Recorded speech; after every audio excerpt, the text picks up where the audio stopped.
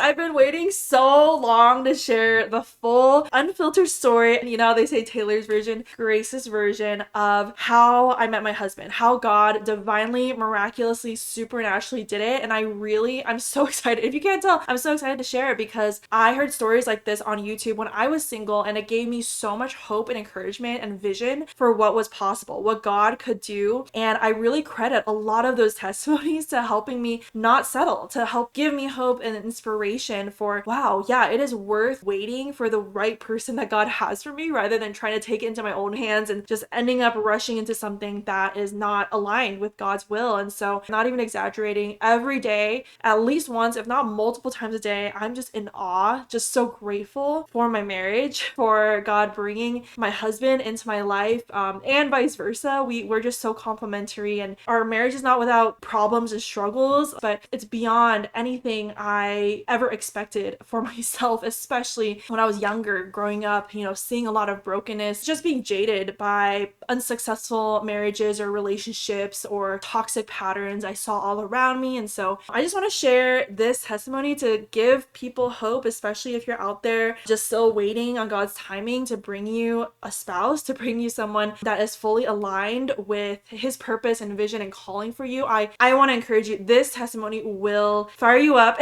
and hopefully will help you continue to stay the path. So I grew up very skeptical about relationships, to be honest. I was very afraid of intimacy, of getting close to anyone like of the opposite gender. I would just friend zone them automatically. I just didn't want to get hurt. I didn't want me to hurt others as well as them to hurt me. I didn't really know how to handle that either. And especially because I grew up in a home where my parents' marriage, there was a lot of dysfunctional patterns, you know, growing up, and they just weren't equipped. They didn't know, and they also were not followers of Jesus when they met either. To this day, my dad still is not. And so there was just a lot of clashing, a lot of turmoil in my household that made me just really just hesitant about getting into relationships. I was just really scared of it. Even though, you know, like every teenage girl, you're like, where's my Prince Charming? Or, you know, you would watch these Disney movies and be like, oh, that's like so nice, but like, is that real? It's just hard to believe that real love really exists like that out there. All the way up till in my 20s, mid 20s, left and right,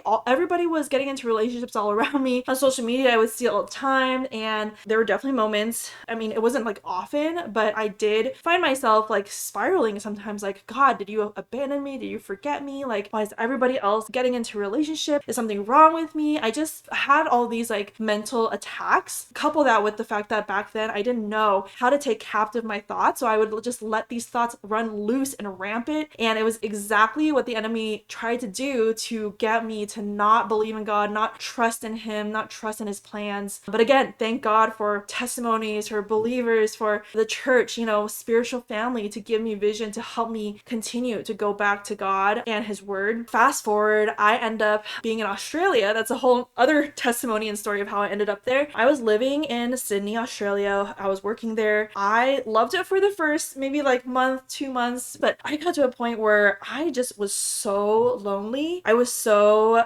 distraught and upset. God, I don't know anyone here. I came here without knowing anybody. I've been trying to make friends. It's been so hard. I don't know why. It's just been so hard. Is something wrong with me? I knew that God had sent me there, that I just had so much faith that it was not an accident. The way things played out, like how it unfolded, I knew in faith, I wanted to believe, and I clung on to that belief that God, you sent me here, but why is nothing working out? Why am I lonely? And why am I not in a relationship? I'm in my 20s. God, what's going on? Like, did I hear you wrong? Are you there? Like, I was very distraught. So my loneliness already without like community and friends, compounded with my loneliness without a relationship, when everybody in my life on social media again was like romantic relationships everywhere. So I just entered probably the loneliest period of my life. Up to that point, I had just grown up in California, in the Bay Area, been surrounded by people that I knew, that, you know, community and just people. And I was also in a new environment, a new culture, a new country.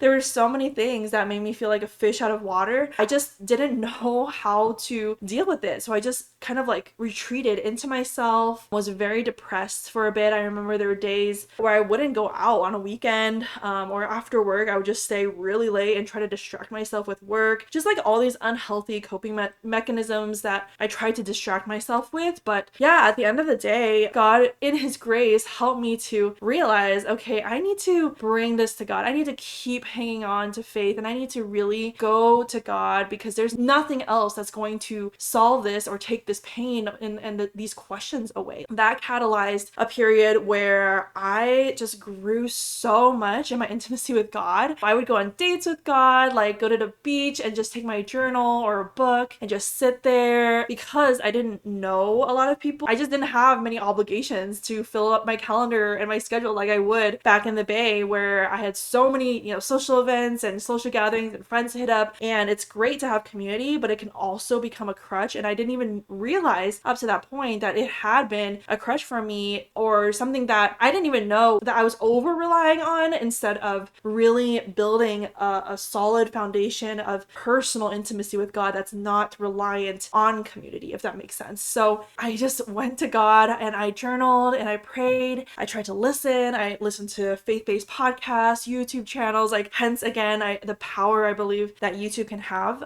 for ministering to people, because it really helped me in that period to just continue to stand firm in faith, even though it was really, really hard. Okay, wait, I'm editing this video and I realized I completely left out this very crucial part of the story that's gonna tie everything back together at the end. You'll see why. But I did need to mention that through this period of my life where I just went to God, like, he used this loneliness essentially to draw me close to him, closer than I had ever experienced him before. At that point, I got to a place where I was so happily single and content. I was just like 100%, like, I was like a free bird. Like, I could just go anywhere, travel, spend money on anything I wanted, just like do anything I wanted, spend my time. I just like recognized and realized, oh my gosh, my life is so great and I love being single. I love the freedom and the joy I have in this season. And even though I still have, a dream and desire to be married one day and to have a God-centered marriage and family, etc., but I just wasn't caught up and focused and fixated on that anymore. And I was like, I told God, at the end of the day, I would rather be single for the rest of my life, serving you wholeheartedly with my whole life, than to be with someone out of my own striving that is not somebody that you have for me. So I want to wait for the right person, and I trust you with it. And the funny thing is, Alex actually went through a very similar thing on his side of the story at the same time, where he was also working on himself, going deep in God during that period. I remember I would journal and like pray for my future spouse sometimes, and that was actually something I had journaled down and prayed, like, God, I don't know where my future husband is, but I just pray that you would be forming him, preparing him, working on him, helping him. And it's just crazy, just like thinking about how our stories were pretty parallel in that season, where Alex had also gone through some really hard things, and then God used all of it to really, really humble and transform him and bring him closer to him than ever before at like literally the same time. And then funny enough, that summer, this isn't typical for me. I don't usually do things like this, but you'll just do things sometimes that are like, why not, without like giving it much thought. This was one of those things. I saw on Instagram just one day that a YouTube channel I follow was creating a Facebook group for people who like their channel. So I wasn't like a particularly like big diehard fan, but cool community, like online, like check it out, So I joined that Facebook group, and then on the other side, my husband Alex did the exact same thing. He also doesn't normally do things like this. In fact, he hasn't been on social media on Instagram in a really long time right now. So he's not an avid social media lover or user, but back then he was on Instagram. He just saw it on his story too. And so he also joined. Part of the group, how they started to create engagement was they asked you to post an introduction post about yourself. So I just put a really short post, added a picture, and just was open-minded to like, I don't know what's going to come out of this group, but it's cool to like make connections, and I believe in the power of the internet. And then lo and behold, Alex comments on it, and I mentioned really briefly that something about faith, and it's a part of who I am. It's really core to my beliefs and my worldview and how I live is my faith. It's really important to me, and I'm passionate about the intersection of faith and work and relationships and all that. And Alex made a comment really briefly that he also loved talking about the intersection of faith and work. So I remember looking at his profile and being like, oh, he seems like, a wholesome, nice, Christian guy, but he's all the way in Southern California. I'm in Sydney, Australia. I can barely keep up with friends in different time zones, let alone I just could never. I was like, I could never do a long distance relationship. Never say never. Basically, like we started talking a bit in the comments, and it turns out we had some like not direct mutual friends necessarily, but mutual friends. The one mutual friend we did have was interesting because it was my former pastor when I was back in the Bay. He was part of the same company and kind of tangential organization, I guess, of where Alex used to work. So I was like, oh, that's kind of funny, and Alex knew who he was too, so we kind of bonded on that. But pretty much, long story short, I just friend zoned him in the comments. I was like, hey, cool, like some, I just kind of like ended the conversation because I was like, this is not gonna pan out or go anywhere. I don't even want to entertain it. It's gonna waste my time and energy. A couple weeks later, maybe Alex actually friend requests me on Facebook, and I was like, well, this is awkward. I don't usually accept friend requests from people I don't know in person, but he's in the group and I'm like commenting, engaging in the group sometimes, so he's gonna know that I'm ignoring his requests. And I was like, oh, he seems like safe enough, and I guess I'll just accept. Pretty quick soon after that, he sends me a DM. So he slides into the DMs, and this is where things get interesting. So, I interacted with a lot of guys in the past where it's like, why are you asking me what's up? And like, what do we even say here? But Alex really impressed me with his outreach. And I will say, this is one of his superpowers that I feel like every guy needs to learn, is a really intentional, genuine reach out that almost like puts yourself on the line, because it can be vulnerable and it can like put your heart on his sleeve and on his digital sleeve in a way. And what I mean by that is his message to me was very specific and intentional and encouraging. He saw something that I had posted on social media, and then he made a comment about that, saying like that really impressed him or inspired him or spoke to him or whatever. And he asked me more about it. And that is the perfect way. If you ask anybody about like cold email, cold calling, cold outreach, not even just for dating, but like for jobs, career opportunities, life, that is the key to make the person feel like, oh, this isn't just like a generic reach out. Like this person actually pays attention and they care, and it sounds like it really impacted them. And so that's why I was like, okay, I'll entertain this conversation and see where it goes, I guess. I guess I did try to like not end, but just like, again, I don't want to get my hopes up, and I was like playing it safe. So I just kind of gave a short answer and was like, like, I don't think it's gonna go anywhere. But he kept replying and he kept following up with interesting, like actual questions that were good, that about faith and work, something I'm really passionate about and interested in. Oh man, I feel like Alex should do a workshop on like dating outreach, like, cold outreach. I was like, oh, these are great questions and I love talking about this. Okay, pretty soon into it wasn't many messages. Like he actually initiated and suggested we hop on a video call. And this is so funny. I still crack up. We both crack up about it. Alex is very administratively gifted, sometimes too much to a fault, where, for example, in this situation, he set up a calendar invite. He sent me a calendar invite. Alex and Grace casual get to know. And I was like, what does that mean? Like, is he trying to friend zone me intentionally, or is he interested and like trying to disguise his interest? Alex still makes fun of me to this day, and I get all worked up when he starts imitating how I was on our first call. I was so nervous because, yeah, again, I was like, why? Like, where's this going? And I don't know, like, I just don't want to get hurt. Again, going back to my history of just like hesitation and fear about relationships, right? And so I went in this like so nervous, but also trying to be open-minded and just trusting God, and yeah, just being like, God, like, I'll just be open and see where this goes, and not put all my eggs in this basket, of course, but at the same time not completely shut it down. Maybe it was about an hour and a half or so, and I was just so surprised at how much we talked about and how deep we got, like pretty quickly. Our testimonies, our like things about our values and our faith and families, and it felt really natural. And even though, yeah, I was nervous, but I was like, wow, this is not something I expected, nor do I often experience with the opposite gender. And I think the biggest thing I left, so after the call ended, I was shocked.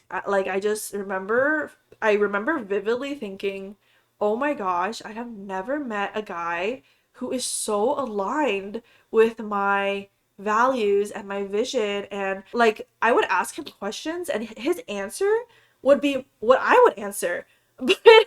But he said it before I could say it. So then I'm like, oh, like now I can't say it because it sounds like I'm copying you, but it's very similar. Even to the point of like our ideal day and our dream perfect day. I remember that being one, and also like our vision and like our dreams. And I was like, oh my gosh, why did he just answer what I would say? And oh, it just cracks me up. Yeah, I just remember being like, what? Maybe there's something here. And but then still being really scared. So we just continued talking for 4 months on video. He would also leave me voice memos on WhatsApp, and then I would leave him voice memos back, and it was always like a highlight of both of our days. The voice memos kept getting longer and longer, up to like 20 minutes, 30 minutes. And we joked that that was like the beginning of our podcasting, because we have a podcast now. And yeah, we basically had like a private podcast when we were dating. And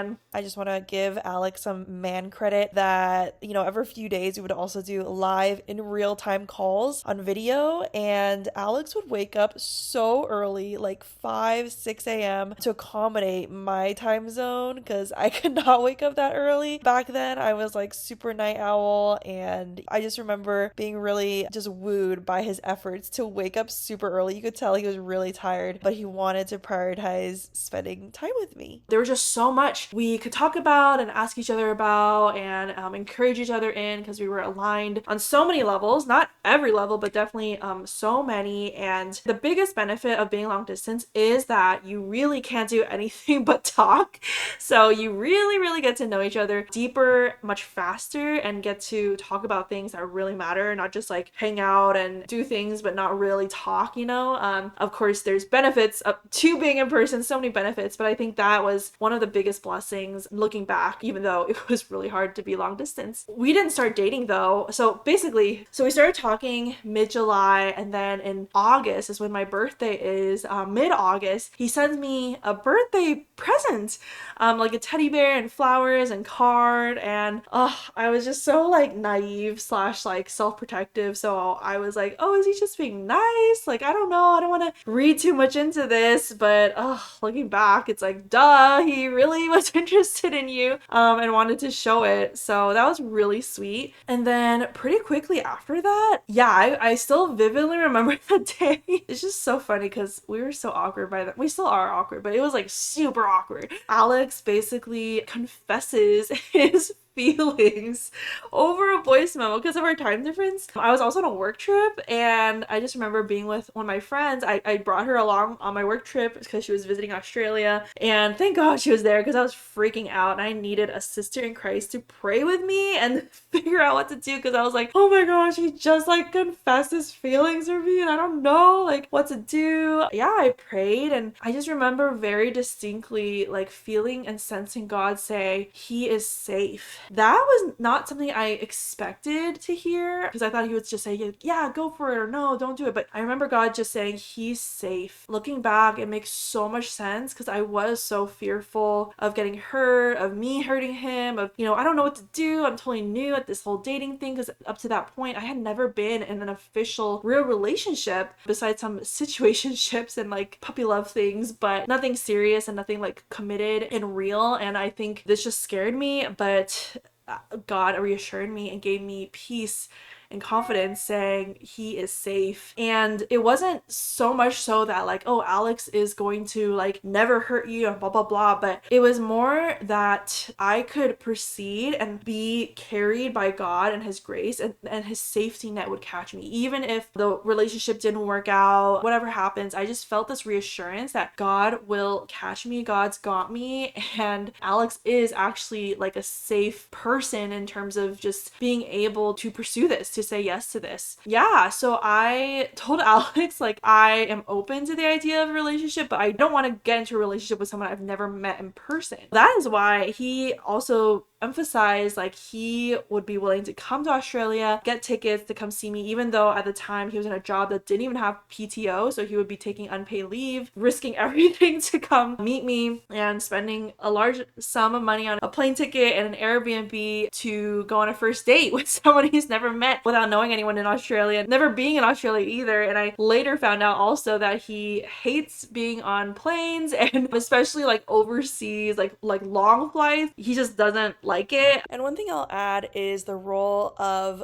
two people in particular in Alex's life that Alex is always so thankful to, because I find out after the fact that he had one particular friend who actually helped him craft his message to me when he confessed his feelings, and that really won me over. That just sparked the entire conversation around him actually coming in person too, because he honestly, like, he was also wrestling with like, is this worth it? Like, should I do it? And so the other friend was a mentor slash friend, ended up really encouraging him and saying, hey Alex, like, if you really are interested and you want to pursue this relationship, you got to go after her. You have to man up. Yeah, thanks to the both of them, Alex just summoned up the courage, took action. I mean, to his credit, Alex is really, really good at asking for feedback and wisdom and taking action. So, but without that, I don't know, he might have been kind of like wishy-washy on the fence for quite a while, and who knows what would have happened. I was just like, wow, he really intentionally pursued me. That really spoke to me, because rewind maybe about a year or so, I was at a retreat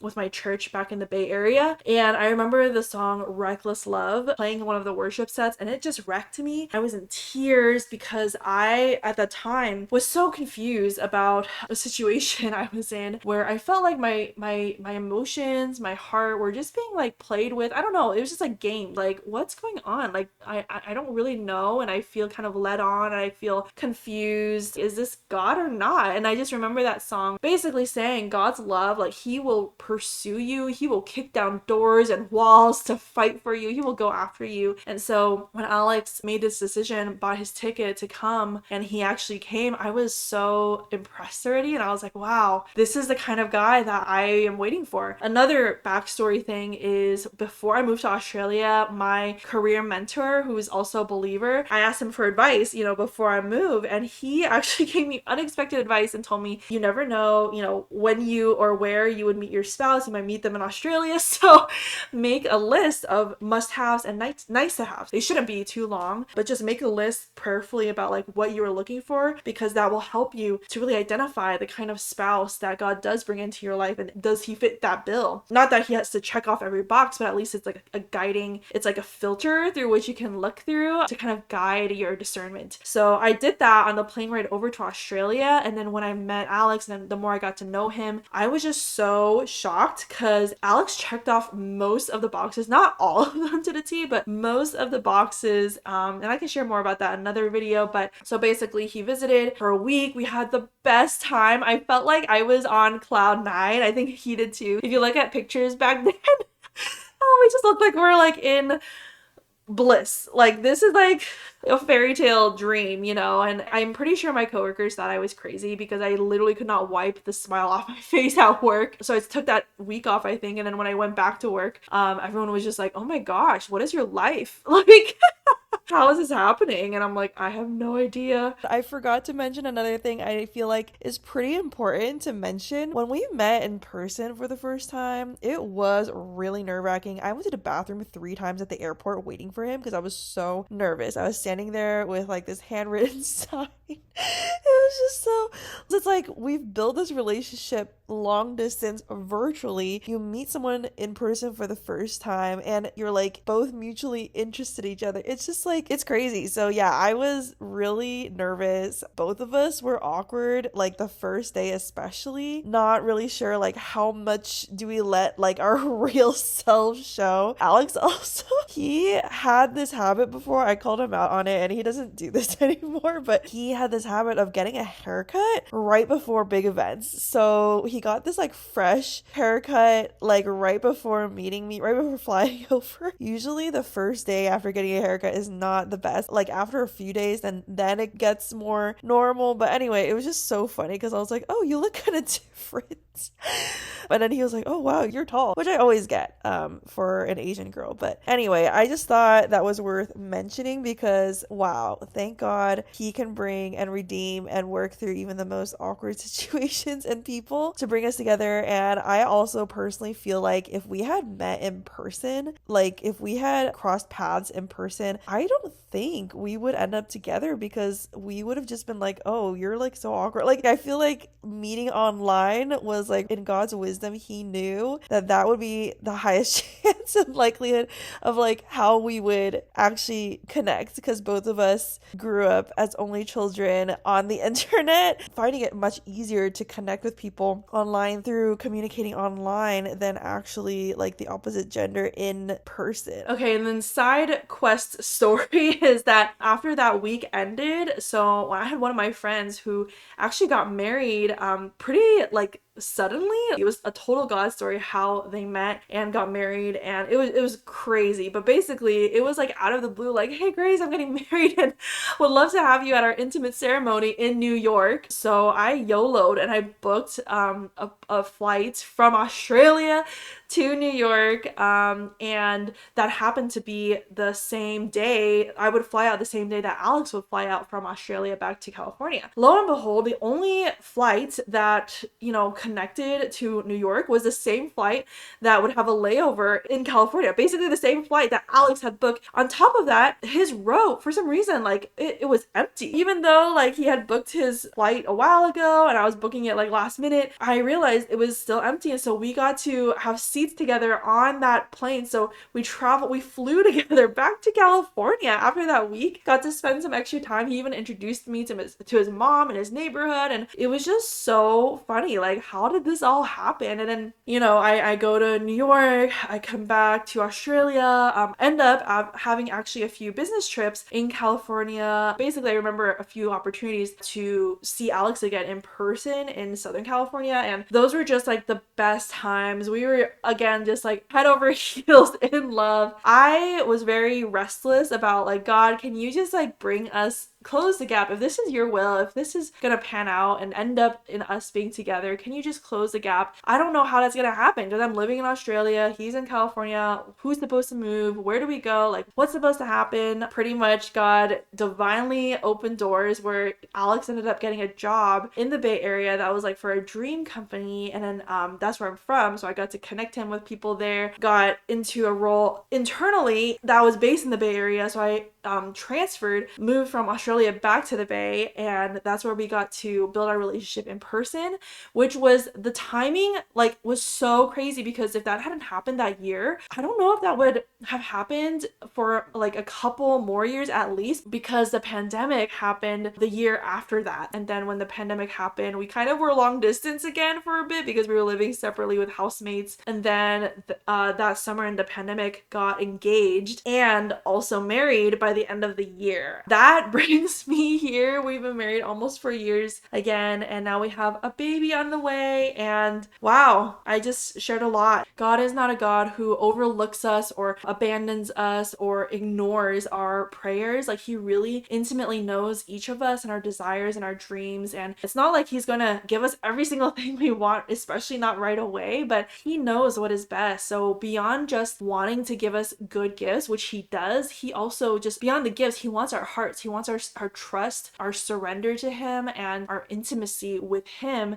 and not our attachment to the things that he can give us. So I really, really encourage you, like, if you are in a place where you are also praying for a future spouse from God, instead of focusing so much on trying to find that spouse, focus on God. Focus on how to build your intimacy with him, your relationship with him, your relationship with yourself, your security, apart from people or a spouse or a relationship, because those people, the relationship will not fulfill you. It's a blessing, it's a gift, but it's not going to replace God. God can do everything in his wisdom, but I definitely have seen this many times in my own life where God knows when I'm ready for something and when I'm not. And when I'm trying so hard to get something on my own terms, he's actually trying to teach me to surrender that, let go of that. I'm only going to choke the life out of it and let it become an idol in my life if I have it too soon. So I just want to encourage you again, keep praying, keep believing, know that God is for you and with you, and keep pressing in on what he's teaching you and showing you in this season. There's so much abundance in every season in our lives,